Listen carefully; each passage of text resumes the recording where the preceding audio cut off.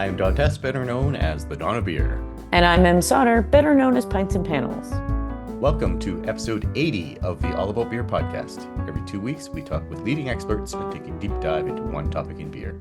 This week on the show, we are going to talk about evaluating beer. But before we do that, please visit allaboutbeer.com and follow us on social media at allaboutbeer. And please visit allaboutbeer.com/support to support this show and others like it. So, Em, I know you like to travel around the world judging beer. You judge a lot of competitions. I have. Why do you think evaluating beer is important? It's fun. It's super fun. It's also like breaking down beer to its base components. So you're like, all right, you have four ingredients usually. Like, what is the water? Water is a flavor. Yeah, And it can be. What does the water add to it? The malt, the hop, the malt yeast, like protein. protein, malt protein, your love of malt protein. What does it each like, and how does it create a style? Because the thing about beer is that like you can brew a porter a gajillion different ways, and Hmm. it's still a porter. And it's I kind of always think about like judging a competition as like a dog show. So it's like what golden retriever out of this line is the best one, Hmm. because it should have X amount of things that this dog should have. Same thing with beer. Like when you are evaluating beer, tasting beer, I know I'm ranting here because I just love No. it so much, but like Yeah. it makes you enjoy beer more because once you have one that really hits, Yeah. it's just And other things spectacular. more, I'm going to say.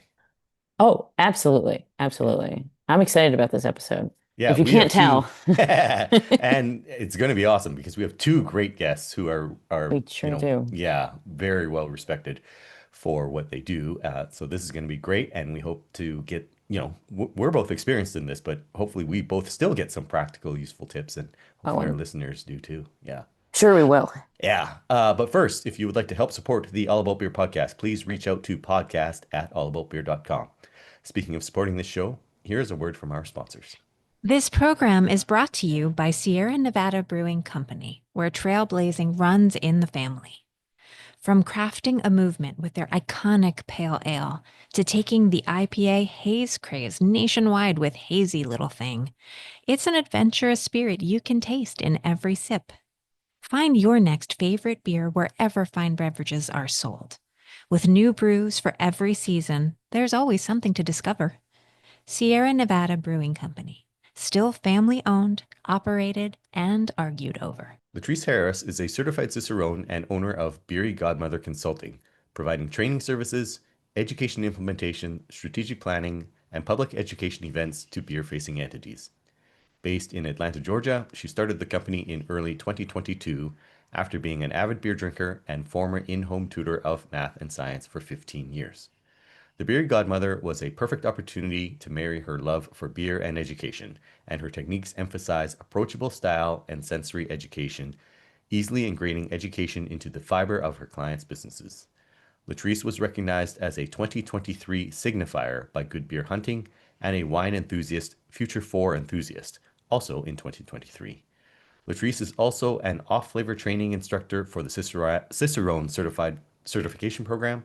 Since 2024, Latrice has also worked with several large-scale breweries to create more educationally inclusive programs within their festivals. Mandy Neglich is an advanced Cicerone certified taster and journalist. As a certified cider professional and after completing all levels of WSET spirits, Mandy began to teach both consumers and professionals about flavor and service across the beverage alcohol category. Her wildly popular tasting classes sell out around the city and virtually. Mandy uses her experience tasting and studying beverages to report for outlets like Vice, Taste of Home, Vine Pair, and Wine Enthusiast. Welcome to the show, Latrice and Mandy. Hi, it's Thank so you so great to be much. here. Yeah, it's Thank you. fantastic to be here today. Okay, so I know how to drink beer. I Wait, sip it. what? Yeah, I do it actually quite frequently. I So do sip it and I. it tastes great usually. So what does beer evaluation mean to you and why is it important? Maybe we'll start with Latrice.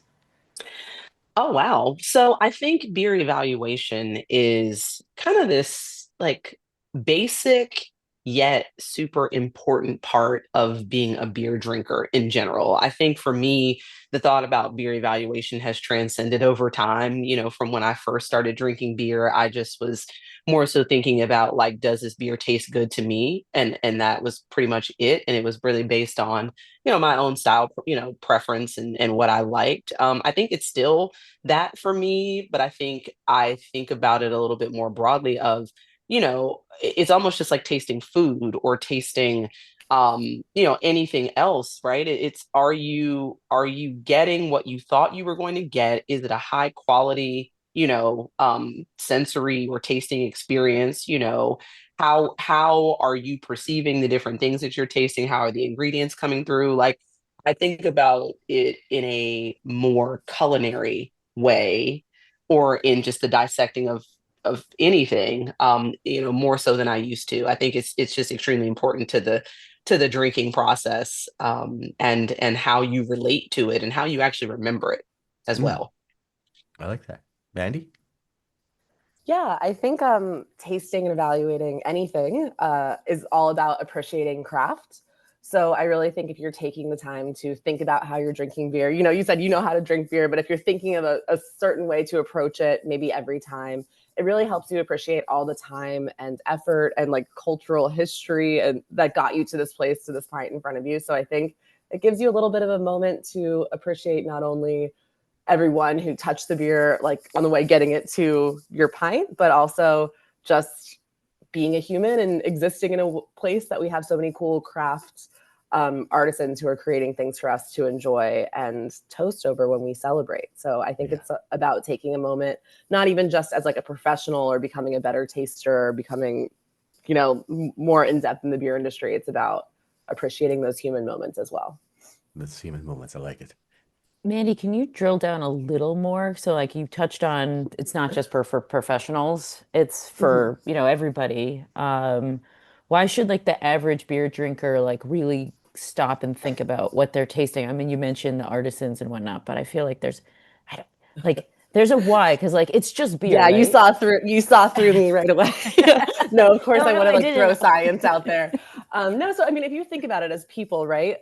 About 20% of our genes are actually there to decode different smells. So like 20% What? of what makes us a biological human, yeah, over 5,000 genes are attached just to decoding different smells in our human genome. So that's so much of what makes us a person, right? And I feel like we're constantly ignoring that huge sense that brings us together as people, that makes us aware of the world that we're in. And I think taking the moment to like think about that, to appreciate smells, to focus on this huge sense that's like a huge part of our brain and our body and the way that we function in the world, I think just makes you more aware of everything generally.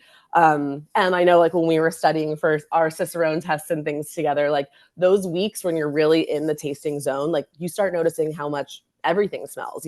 When you walk Hmm. into a forest versus walking into a Walmart or something, when you're having Oh, your food, everything becomes like a little bit more sensory forward when you're really focusing on these things. So I think beer is an opportunity to appreciate that, but also it just helps you appreciate your whole life a little bit more when you really take an approach to tasting. And a huge part of tasting, as we know, is aroma and scent. Whenever you have the opportunity. yeah. I'm gonna say the smell of Walmart, no, though, does not No, the enhance my Walmart life. actually has a really great smell done. It does? It, Okay. it, Yeah, it it smells like does. chalk to me. There's like it's a dustiness. It's a because of the Yeah. like because it's really It hard place to is. clean. There's a dusty like You're like, the gypsum in the air. I get it. yeah. For Yes, Mm. sure. yes, yes. Latrice, because you have a science background, is there any way that you approach tasting a little different than other people? Mean, I think I am very scientific minded, very, when you learn something like the scientific method and you know it so well, you kind of have a cadence that you follow. As Mandy noted, doing things the same way every time when you're doing sensory evaluation. But I think one of the things that I try to really do now as a taster that, I think is scientific, but also maybe not so much. Maybe this is just like the intuitive human part of all of this is, really trying to zero in on the things that I'm able to assess and pick up and how I perceive them. Because one of the things about tasting is that, I think that there are always examples of what certain things should smell like to you or certain things should taste like to you. But at the end of the day, some of that experience is going to be very much, um, you know, tailored, or not really tailored, but it's going to be a result of who you are as a person genetically. Are you male or female? What are the things that you have been used to smelling or tasting before? What have you been exposed to? And so I try to be very mindful of how I perceive things and what something really, like I said, smells like or tastes like to me. And it's not to say that I stop there and just say like, well, when I smell this particular thing, it smells like this to me, and that's where I'm stopping. I might want to go a bit further and figure out like, okay, what can I expose myself to from a smell perspective? They're just using from an aroma perspective that will help me maybe get there and smell some of these other things that people tell me something should smell like. But at the same time, it's really me taking those, I call them like taking these passes, right? And getting in that habit of, you know, in a scientific way, being very observant about what I initially experience and then digging deeper into that. I think that's always just kind of been the way that I approach a lot of things, but I think that my science background has me in that mode of very naturally falling into something that, they tell us all the time, experts who tell you how to taste and how to smell and how to do these things. Like, it falls very, very very much in line with that process of, starting where you are, being very observant of what you smell initially, going back to it over and over and over again. It's like observations, right? In science, you make a lot of observations. You don't just take your first one and say, yep, that's it. You kind of go through this observation period, and then you may do some assessment of why you're smelling something a certain way. But at any rate, like I said, I think from a tasting and smelling perspective, it's really just, again, zeroing in on like what I smell, what I'm liking, how that particular thing is, it comes across for me in terms of the sensation as well. Maybe we'll talk about that later. How tasting and smelling are not just about aroma and taste themselves, but about sensation too. Hmm. Both of you kind of touched on how, your appreciation of beer and evaluation of it has enhanced, forest smell, your mindfulness of forest smell or Walmart smell or whatever. But what about like other areas? Do you find you're just generally more mindful and maybe you even appreciate, I don't know, music better or traffic better? I don't know. I just made stuff up. Traffic. Yeah, I don't know. Traffic. I don't know if anybody. Who appreciates traffic, Don? I think this is a meditation podcast if we're going to get into Yeah. Exactly. traffic appreciation. I think one thing that tasting does, I like focus tasting. I don't know if we want to like talk about our methods or things, but it helps you appreciate quality more. You start to realize, I think, Yes. one thing that you pick up on pretty soon after you start focus tasting and starting to think about evaluating things is how complexity really is usually an indication of good quality, being able to build layers of flavor. And like you were saying earlier, textures, how mouthfeel can change and things like that. I think you start to really appreciate quality. And it doesn't always mean quality like as an expensive. I know we've all probably had this conversation of like, certain American light lagers are just really well-made beers. Like, we should appreciate them for their quality. So I think that that's something that really changes just your appreciation of quality of everything. I think I can't buy cheap candles anymore because they smell like so one note to me. Like, I need the complexity, unfortunately. But I think you start to realize those things. And then again, like we were saying, it applies directly to food as well. The complexity in dishes, you start to get bored with something that just tastes, your one note saltiness and things like that. So I think that's something that really opens up. I don't know if it's changed my appreciation for music. I still have pretty bad music taste, but as far as other sensory things, I think I can evaluate quality more quickly and more intuitively than like needing to get a whole background on something. I think you can tell pretty quickly when you taste even coffee or wines or things like that, or like I said, food, the quality that goes into it from thoughtfully evaluating beer and other things. Latrice, anything to add? No, I was just going to say I wholeheartedly agree. I mean, I think that, I've always been a person who appreciates all of the pieces of a puzzle that make up kind of like, a particular thing, right? It's just how my brain works. I intuitively always want to like know like what are the layers within something and like how do those layers work together to make the overall thing. And so as Mandy mentioned, I think it does make me very aware of, you know, the efforts that have been made, like you said, to make something a quality product. And you just taste nuance in a different way. And I think now you also, as you taste more beer, you start to not second guess your own tasting experience, right? And you Mm. search for ways to say, even though I might not be able to put a word to this particular thing I'm tasting or this particular thing that I'm smelling, I smell something. There's something there for me, right? I think a lot of the times people want to say, well, it's something, but I'm just going to like push that to the side because I can't maybe identify exactly what that is. And, Mandy and I both probably could go on and on about like vocabulary enhancement and like how you can get better at that. But, I think it just makes me acutely aware of like, there's something there. How many things do I smell here? 6.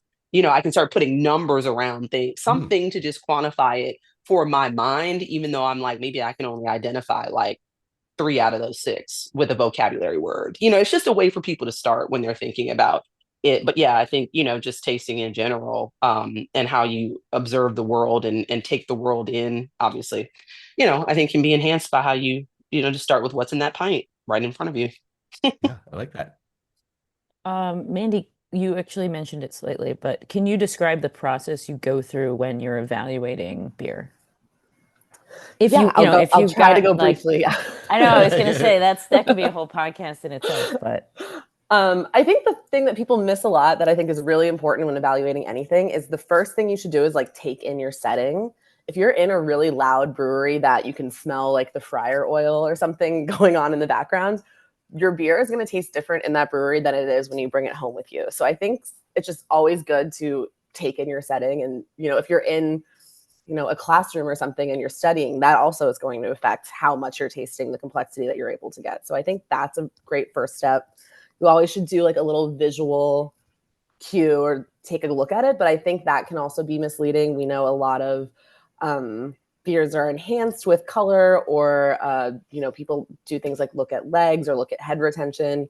All of those things can be enhanced with additives and things. So I don't think you should take too much time visually evaluating things. And then sniffing, I think, is the most important thing. So I mean, we've probably all kind of come up with our method for sniffing beers. I think exactly like Latrice said, approaching it exactly the same way every time really helps you put your brain in kind of like, okay, this is tasting mode. And you kind of get this like physical cue of this is serious. I'm going to try to remember what I'm tasting. But I'll do a bunch of different sniffs, from far away, from close up, moving, one really big deep sniff, all before you actually taste something. And then I think the most important thing is that first taste of beer. It's so nice with beer instead of spirits because it's not high alcohol. You don't kind of have to throw that first taste away. You can use that first sip to evaluate, does this beer taste like what I was expecting from the visuals and the aroma? And exactly like what Latrice said, if it doesn't, that can be kind of like jarring and shocking. Things like a lot of acids don't have a powerful smell. So like I think citric acid doesn't have any smell at all unless it's really high concentrations. So things might taste sour that didn't smell sour. Things might taste bitter that obviously didn't taste or smell bitter. So that first step of like, does this match, I think is really important. Then I like to do a mouthfeel sip. Like we were just talking about texture. So much of that carbonation or creaminess contributes to flavor in a different way. And then an aftertaste sip. Where I just see how long that bitterness is lingering or sourness, how deep into my like throat or chest any alcohol warming goes, just to kind of get that full picture of the beer.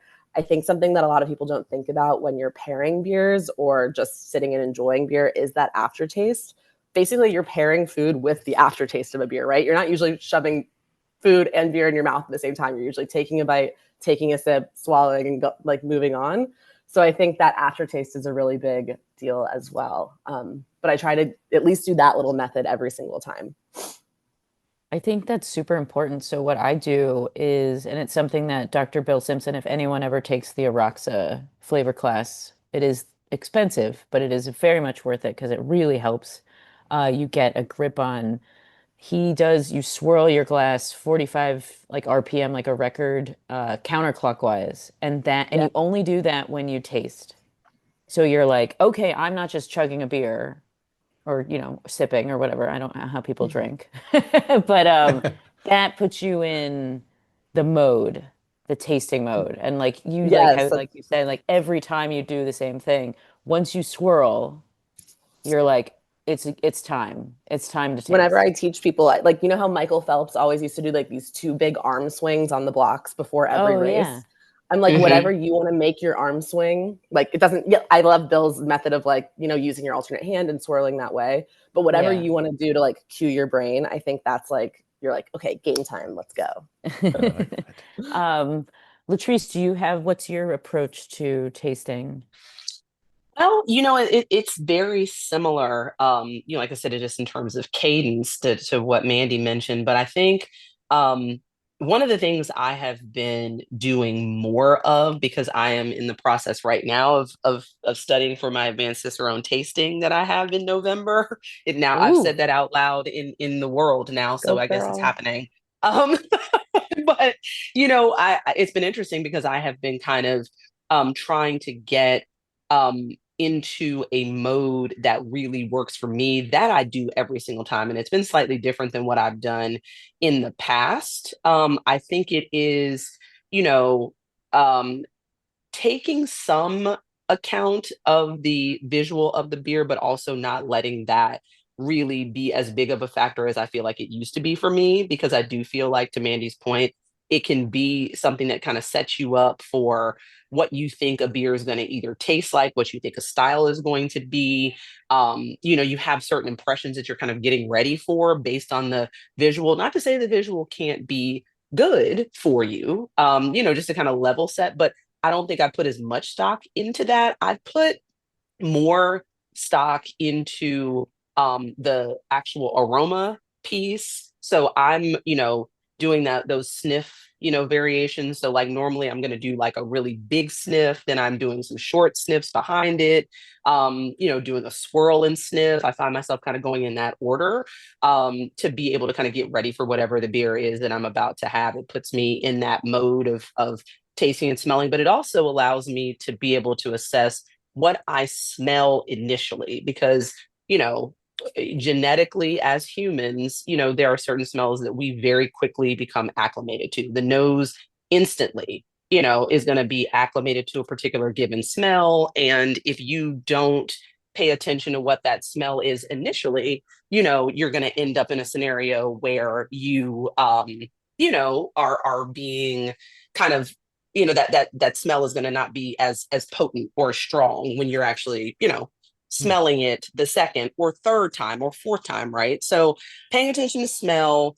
And it's so funny, Mandy, that you said the whole like aftertaste sip, because that's a perfect description of what I've been trying to actually figure out. I'm like, why do I like to taste, and why am I tasting like the finish? I'm really tasting for the finish. And so I love that like notion of the aftertaste sip, right? Where that first sip, I'm trying to make sure that it really coats my entire mouth and does all of that. But like after I continue to taste, I'm really paying attention to the finish. I feel like I'm paying more attention to the finish than the front end or the initial Totally. parts of the thing that I'm experiencing. So that's, where I am. And I'm always just, I don't know, I'm trying to dissect, and then I'm coming back to it. I think that's the other thing, right? That people don't talk about is like, a beer tastes very differently as you go through the tasting timeline, if you will, right? Your initial sips are going to be different than like when the beer is half done to when the beer is done completely, just because of what is going on, both biologically and just, with you, getting acclimated to that beer. People always talk about like, oh, I tasted this initially, but now I taste this. And that can happen in the most simple or simplistic beer, and I really don't think any beer is simple. So, I'm caveating that.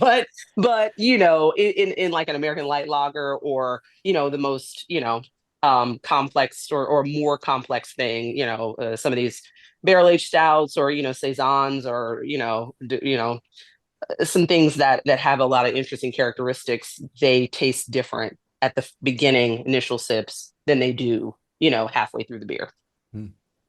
Do you, I know that everybody's trying to keep as many variables static as possible, but do you ever make accommodations for, like, I guess I'm thinking, do you taste your beers always in the same glass? Or if it's a Belgian beer, like I think a regular drinker would want to drink a Belgian beer in a snifter style or a Pilsner beer in a, taller Pilsner glass.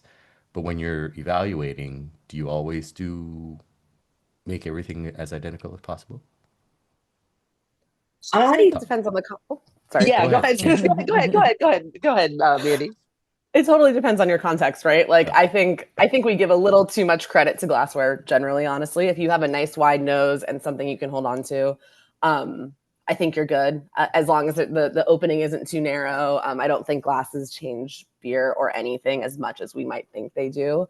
But for someone like Latrice, and if you're studying for an exam or you're trying to, get to a place where you're evaluating something blind constantly, then yeah, I think as many factors as you can control as possible are great. And in that case, I think it's like put it in like a shaker pint or a plastic cup, like something that is totally not the ideal vessel for a beer, because you're just trying to eliminate anything that might be enhancing the beer. So I think, you don't want any tulip that's kind of helping hold onto aroma or anything like that. I think you want to just have it as basic as possible if you're in that like study mode. But everything else, I think, unless it's a mason jar, those are like I can't stand when people serve beer in mason jars. The edge of a mason jar literally fights your mouth. It does not want to pour beer in your mouth. Other than that, any glass, I think it's not a big deal.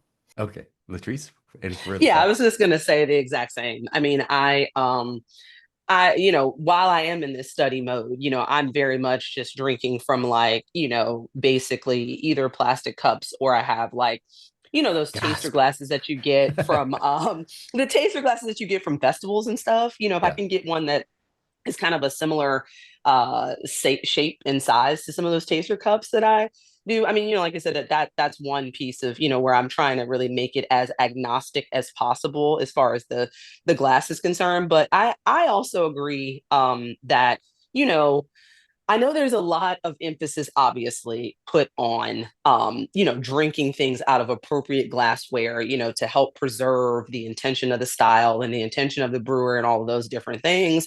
And I definitely, I support that. But for just the average drinker at home, you don't need an entire like glassware set to be able to have a full sensory experience with beer. To Mandy's point, just having something that is, wide enough at the nose, make sure, the beer is coming out and you're able to get into your mouth properly. And you're able to assess it. I am a big proponent of drinking out of like, glass, like see-through glass. Yeah. Some people, like to drink Yeah. beer out of cups and different things. It's fine. Tumblers are a big thing these days. I see a lot of people doing that, and that's fine. But if you're really trying to assess, it needs to be clear. Okay. And we'll be right back with more from Latrice and Mandy after a word from our sponsors. This program is brought to you by Sierra Nevada Brewing Company, where trailblazing runs in the family. From crafting a movement with their iconic pale ale to taking the IPA haze craze nationwide with Hazy Little Thing, it's an adventurous spirit you can taste in every sip. Find your next favorite beer wherever fine beverages are sold. With new brews for every season, there's always something to discover. Sierra Nevada Brewing Company, still family owned, operated, and argued over. Okay, so what do you do when you know that you personally are not in ideal condition? Like you just got off an overnight flight or you're fighting off a cold. Do you have any tips for us to get around that? Mandy? Okay, I was gonna let Latrice go first. Oh, I we can think let that's Latrice if go we're first. talking about flights, like just don't let yourself get dried out. I don't like. I think the most important thing, I talk about this a little bit in my book, How to Taste, but the most important thing with tasting, like we said, was aroma. And if your nose is super dry, if your internal structures, basically what grabs aroma molecules is a layer of mucus on your olfactory bulb. So if there's no mucus there, like you are not smelling anything at your best. So I've seen other judges in like wine and things literally like spray their face with water on flights, have humidifiers that they bring by their bed at night in hotels. That's like, yeah, the less dry you can be internally in your nose structures, the more you'll be able to taste. So whatever you can do when you're traveling to keep it moist is ideal. But listen, if you're just on a vacation or something, I don't think you don't have to constantly be fighting your environment. You can still try your best, and trying and focused tasting is always going to be better than not trying. And if it's somewhere super, super loud or super, super dark, or the environment's very perfumey or smelly, just don't open your most expensive beer, the one you're most excited about. Wait till you're in a little bit of a better environment. So I don't need to stick a chapstick up my nose or anything. I'm just Oh, kidding. I Sorry, mean, you could. I mean, if you want to That get would some be Vaseline or something, yeah. yeah. That sounds uncomfortable, Don. Right. Latrice, further thoughts? No, I was gonna actually say the exact same thing. I mean, that's the one thing that I have always heard and also sworn by if I'm in a scenario where I know I'm going to be doing sensory or beer evaluation, taste evaluation. I mean, other than trying my best to ensure that I don't get sick. I think that's one of the other pieces, and that's hard, of course, but like, I do almost try to go into this mode of, being very conscious of, you know, not trying not to be in super crowded situations, trying to be away from people who are sick. I can't bubble wrap myself, but I can do the best I can.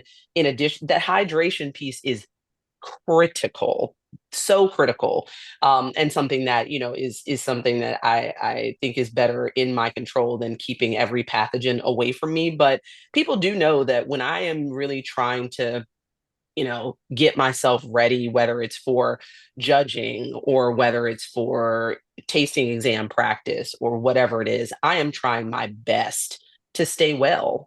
I think for me, that's also ensuring that from an allergy perspective. So, as somebody who suffers quite a bit from allergies, I'm paying a lot of attention to, when I'm taking my allergy medications, making sure I'm staying, really kind of up to date on them. And that is almost a counter to some of the things around hydration, because we know that allergy medication sometimes can dry you out or make you a little bit because of antihistamines in them. But I know that if I am battling to not have a clogged nose, a stuffed up nose, or something that is going to impact how I not only smell but how I taste, the allergen part for me has got to be under control. So that's another piece. Just if you are an allergy sufferer, making sure that you understand, am I take, because people get lax. If you're an allergy pill taker, you might get a little lax, or, oh, I forgot to take it today, or, oh, maybe the allergies aren't that bad. Like when I'm in a real study mode, I am following my allergy medication and procedure to a T, and I'm usually not going to switch it up. But I guess that probably goes for anything else. I think when you're tasting, knowing just how um, there are so many biological factors that can impact your ability to taste and smell. If you are really trying to get the best of it, try to be consistent in the things that you're putting in your body as well. That's not always a feasible thing for everybody, but for those people who are really trying to dig into something for a period of time, I definitely recommend that. Yeah, I like that.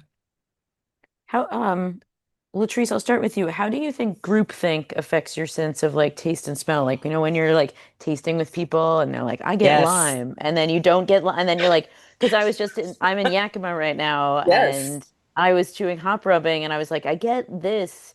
And I was at Hopsteiner, and the guy's like, yeah, me too. And I was like, but I don't know if what do you have your thoughts on it? Like when others get it, like, why do you think that is? I am very distracted by groupthink. I will be very honest with you. I like group dissection after you have an opportunity to decide what you are smelling and experiencing yourself. I recently took the Cicerone the Master Cicerone training course, which is the first one that Cicerone did, that was all around sensory, a couple of months ago here in Atlanta. And one of the biggest things that, Jason and Dan and also Jen Blair, all from Cicerone, were talking about was the fact that, giving people time to do the assessment on their own and then talking about it, because groupthink immediately, it's just something that is a reflex within your brain. If someone tells you that they smell X, you're going to look for X before you even realize you're looking for it. You're like, oh yeah, I kind of do get that, right? And I think that there are certain beer ingredients and components that people are so um, conditioned to say that something smells like, and sometimes people actually get that particular component of it, and then other people get other things, and those people who get something else other than what is quote written about that particular, whether it's a hop or a yeast varietal or something like that, they are hesitant to say that they don't smell what everybody else is smelling. So I kind of, but I do like the aspect of saying, okay, after everybody's already kind of gone through their assessment, let's talk about the different experiences that people had, because it does enrich what you might search for, or try to continue to find in your own tasting journey within a particular beer style or with a particular ingredient. So I'm kind of like 50-50 on it. Like, I think it has a place. To me, it just has to be in a certain order, because I feel like it can be very, persuasive and kind of like, move people in a certain direction when they aren't even smelling what the group is smelling, if you know what I mean. Yeah, I definitely know what you mean. Mandy, anything to add? Yeah, I think and sometimes I like love groupthink. If you're with like a multicultural group or people who aren't maybe as familiar with beer, I love like letting people go first and just hearing what they say. So often, like we're so used to, our same thing. You're like, you smell something, you're like, oh, this is Belgian. So you start throwing out like, oh, it smells like candy sugar. It smells like red fruit. It smells like those things that we already know. But I was doing a coffee tasting and someone from Russia kept saying Lala berry. And I was like, okay, what the heck? I like Googled under my table, what is Lala berry? And it's just blueberry. It's just like a different cultural, like, it's just that they refer to the fruit differently. And it's just like so interesting when you can kind of have different points of view. And like Latrice was saying, our genetics and our experiences affect what we taste so much. People in the UK hate root beer because they think it smells like medicine, but we like in America and North America that little mintiness that's in our root beers. So I think if you can get like a really interesting group together, I think groupthink is great because it kind of opens you up. But if you get in those, tasting situations, if you're with a brand ambassador or with the brewer and you're kind of going through the same, this tastes like caramel malt, this tastes like toasted breadcrumbs, it can kind of, I think, work against your tasting ability. You can start to like default to things and just repeat things when you smell certain smells rather than saying what they actually taste like to you. Awesome. Um, does evaluating beer take the fun out of it? Does anyone want to say something? Oh man. I don't know. Absolutely not. Absolutely not. I will start and say that I think you do. I tend to be of the mindset that once an evaluator, always an evaluator, right? There's just some things you can't turn off, although you can push them to the side, right? I don't think it takes the fun out of it, but I don't think I ever, until the day I die, will drink a beer now and not evaluate some aspect of it, even by reflex. I might not go deeply into it when I just want to enjoy the beer, but I am taking little notes in my mind and I have to make a conscious effort to be like, I'm just going to leave those to the side. Yeah, okay, fine. You smelled this or you tasted this. But I think it makes it even better, right? I think the sensory aspects of tasting beer and smelling beer and all these things, it kind of puts you on this quest, at least for me, it has, for what are the things that I can taste that I've never had before? What are the things that are unique? What are the things that just really push my taste buds or my, aroma sensors to the next level. It's always fun and exciting when you are surprised. I love still being surprised. I taste something and I'm like, oh my God, that's amazing. This is so surprising. And I think that's what brings the joy to beer for me is that constant quest for learning more, knowing more, but also that always that there's a surprise potentially around the corner. I mean, to me, it makes it fun. Yeah. Mandy? Yeah, I think it also adds to memories. Like I think we mentioned that at the outset of the podcast, but this really focused tasting really helps land things in your sensory memory. And especially if you travel, if you have really exciting experiences, like I still have this thing when I smell certain Belgian beers that like reminds me of being at West Valletta and like outside, I could smell brew day. It's like this trigger in my sensory memory, which I think really just, I keep going back to the woo woo thing, but like makes your life a little bit more rich. And like if there's a certain beer you drank at a birthday party or a wedding day or something like that, if you really focus on tasting it in that moment, you can kind of build a beautiful memory around that sensory trigger. And then it can come back to you over and over again throughout your life, which I think is just a really cool way that our human brains work. So, first of all, it's fun just to be a nerd. I always recommend it in anything that you do. And then second, there's like these great little benefits that you have from like improving your sensory memory, not only just for scents and being able to, name them when you smell them, but also just this memory of all the different contexts you've enjoyed beers and certain aromas and flavors in. Yeah, this has been great. But before we go, one last question. Obviously, tasting is very complicated, and we can make it as complex and, you know, difficult as we want to. But what is one tip you can give to our listeners to help them enjoy their beer in a new or better way? Maybe we'll start with Mandy. I think the most fun thing you can do, you have to kind of get your server or bartender on board with you. But the most fun thing you can do if you're practicing tasting is order with whoever you're out with, have the other person order you a drink and you order them a drink or a beer, and try to kind of guess what it is and pull out the tasting notes, especially if there's like a weird, not weird necessarily, an additional flavor or something that, is in the beer. I think it's really fun to go in blinds like that, just when you're out enjoying yourself. Because it's amazing when you're blind how confused we get. Like, a beer that has a fruit added, people will say mango and it's something else. So I think just like testing with friends and keeping it lighthearted, but kind of trying to test your senses when you're out is like a really easy way to up your sensory prowess, but still have fun. Awesome. Latrice? Yeah, I mean, I think in a similar vein, I would say if you're out drinking with friends or, by yourself, whatever the case may be, do a flight.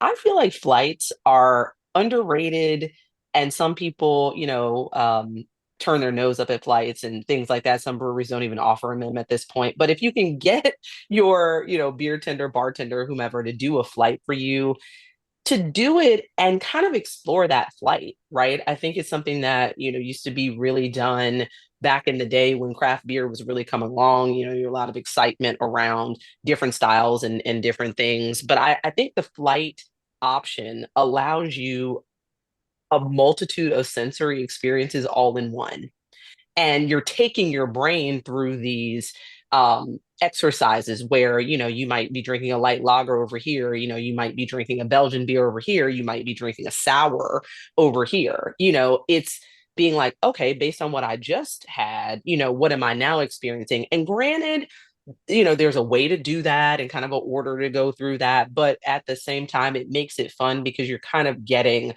what I would call like a sensory, not an overload, but there's just a lot of different opportunity for you to taste and smell and see what you like and what you don't. I think you do have to keep coming back to the core thing of even once you evaluate everything and once you smell all these things and taste all these things, what do you like? Beer Mm. is to a certain extent about what you like, right? I think at the levels that Mandy is tasting, that I'm tasting, if we're in judging scenarios or we're being asked about quality, and things like that within a beer, is it appropriate to style, etc., that's one thing. But at the end of the day, as a consumer, you have to figure out what you like. You know, like, do you like this beer? And so doing things that help you figure out what you like and using sensory to help you get there, I think is really super fun. Yeah, I like that. Awesome. Can you please share your social media handles so people can, keep follow along on your fun adventures, Mandy? Sure, yeah, I'm Drinks with Mandy, and then the book itself is How to Taste Book, both on Instagram. Yeah, and I'm pretty good at answering DMs, so if anyone has questions or is starting their evaluation journey, I'm always excited to get more people tasting. Awesome. Latrice. Yeah, and I am the Beery Godmother, so it's at the Beery Godmother on Instagram. And yeah, definitely always love to hear from folks in terms of your own sensory experiences. I do a segment every Friday called Beer Fact Fridays, where I'm digging into a variety of different things. And so if you'd like for me to do more sensory there, or you have sensory related questions, who knows? It just might end up in an episode of Beer Fact Fridays. Ooh, I like But that. in general, though, if you just have any questions as well, feel free to reach out. Awesome. Thank you so much, both of you, for this. It was great. Yeah, thanks Yeah, everybody. Cheers. I'm ready to go taste Cheers. some beer. Thanks for Yes. having Thanks us. Yeah. so much. Yes. Cheers to you Cheers, all. everybody. Okay, so Em, Yes. what did you think about that? Oh, you know what I love when we have passionate guests on Yes. Yes. that Yeah. are just like, this is how it is, this is what I do, good tips, good tricks, just smart. All Yeah. of our guests are smart. I'm not trying to, All of our but hosts are smart. what nice. Sure. Um, but I love thinking about beer in a scientific way, but also it's just about enjoyment. Taste is Yeah. taste of everything. One of the things I love about beer, and now one of the things I love about tasting beer is that you're never done learning. So, you and I both have tasted a lot of beer. We've judged beer competitions, but we've still learned something. I think that's really cool. It is. It's awesome. 20% of the human genes are to decode smell, right? Isn't that amazing? Pretty crazy. Okay, so everybody, please visit allaboutbeer.com and follow us on social media at allaboutbeer. And if you want to support this show, please visit allaboutbeer.com/support.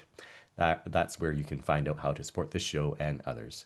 If you have questions for the experts, please email podcast@allaboutbeer.com. That's also the email for feedback, suggestions, or to inquire about supporting this show through advertising. How can people reach out to you? I am at social media. That's not a social media handle. Jeez. At Pints and Panels. You liked that one, didn't I you? did. Uh, at Pints and Panels on Facebook, Instagram, and Blue Sky. And my website is www.pintsandpanels.com. What about you, Don? I am at the Dawn of Beer on X, Threads, Blue Sky, and Instagram, and I am at the Beer Dawn on Facebook. And people can drop me an email at dawn@thedawnofbeer.com. Instead of asking you to like and subscribe to the show like we usually do, this time I'm going to ask you to please forward this episode to one person you think will enjoy it. Heck, you can even forward to one person you think who will hate it. Hmm. If it gets the dialogue going and helps spread the podcast, I'm all for it. Before we go, here is a final word from our sponsor. This program is brought to you by Sierra Nevada Brewing Company, where trailblazing runs in the family. From crafting a movement with their iconic pale ale to taking the IPA haze craze nationwide with Hazy Little Thing, it's an adventurous spirit you can taste in every sip. Find your next favorite beer wherever fine beverages are sold. With new brews for every season, there's always something to discover. Sierra Nevada Brewing Company, still family owned, operated, and argued over. This show is produced by All About Beer. Visit allaboutbeer.com for articles, notes on this show and others, and to connect via the newsletter and social media. Cheers! Cheers, everyone. A la berry. I liked that.